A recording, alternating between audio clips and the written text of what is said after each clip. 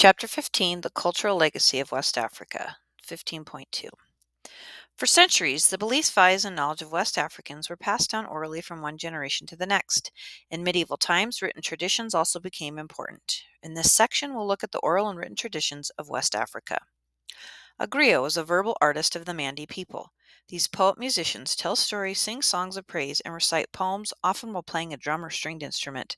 They perform music, dance, and drama. But griots are much more than skilled entertainers.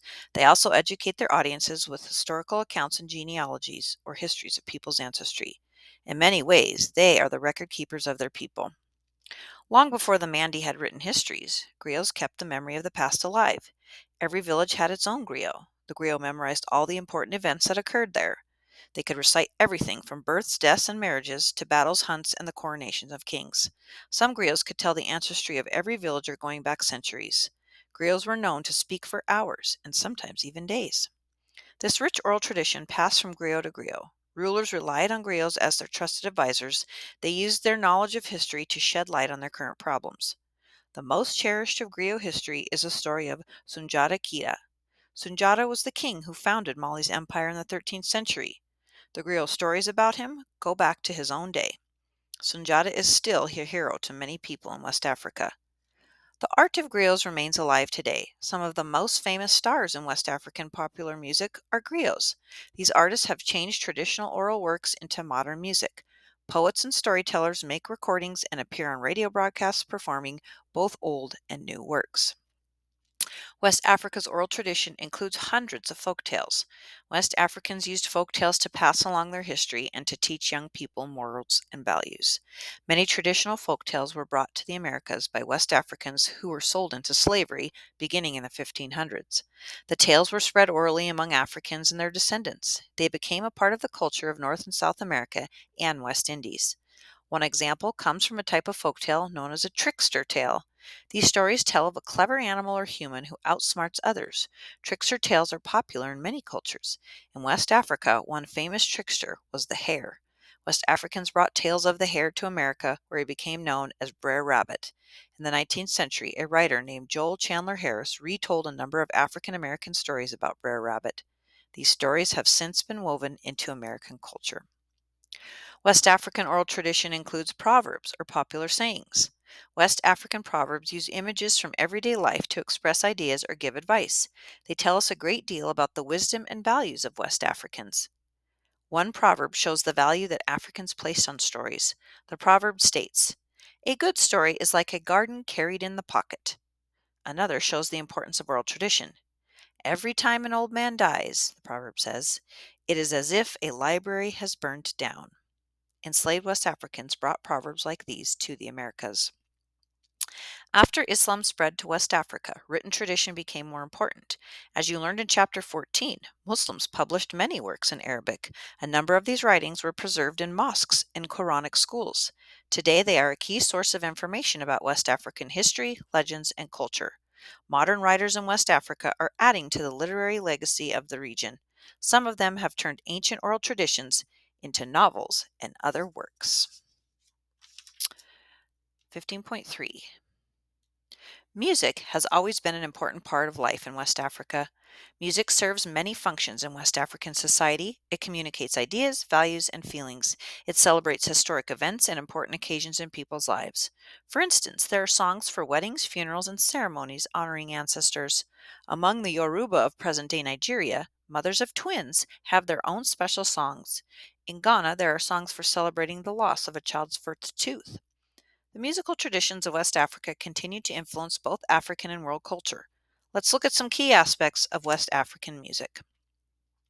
A common style of music in West Africa is known as call and response.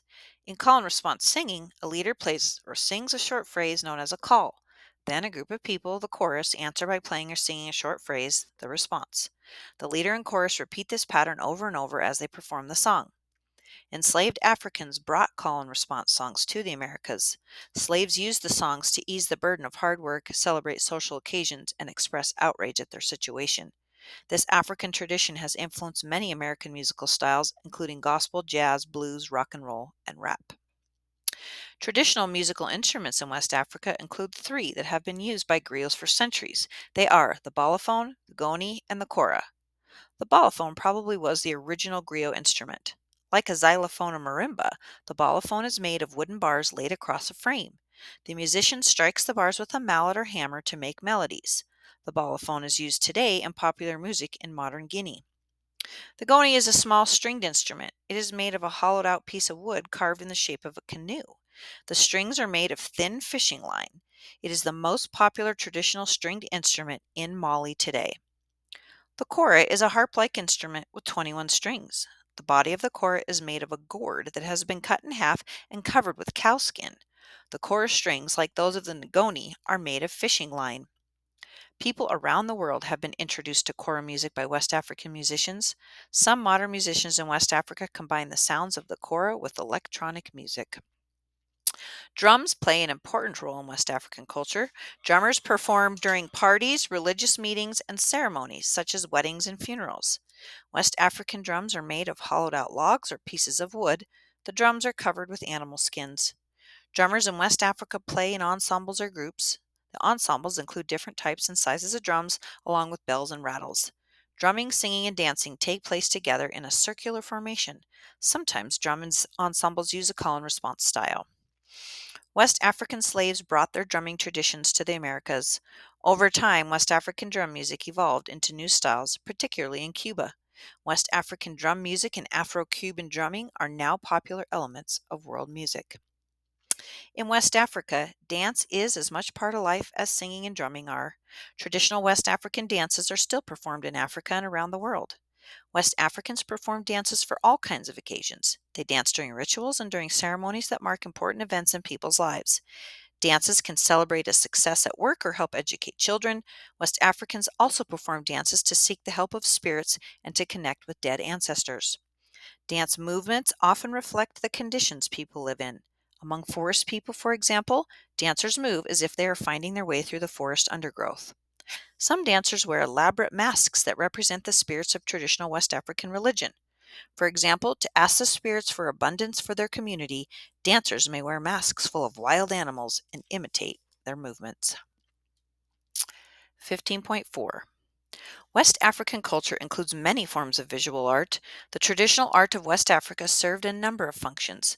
Some art objects like fabrics and baskets satisfied everyday needs. Others, like masks and sculptures, were used in rituals and ceremonies or to honor ancestors, spirits, or royalty. West Africans of ancient and medieval times used religious sculptures to call upon the spirits to help them in every phase of life. They also used sculptures to honor their leaders. A wealth of West African sculpture has been discovered in Nigeria. The oldest examples come from the Nok culture. The Nok made terracotta sculptures of human figures. The sculptures tended to have long, narrow heads, unusual hairstyles, and dramatic expressions. Scholars believe that they represented ancestors or mythical figures. The Yoruba people of Ife, Nigeria, also made sculptures of terracotta. Later, they used bronze and copper. By the 11th century, they were making brass sculptures of royalty. Later, they taught their neighbors in Benin how to make brass sculptures. Benin artists produced sculptures in honor of the royal court. By the 16th century, they were making elaborate plaques that showed the king's power and authority.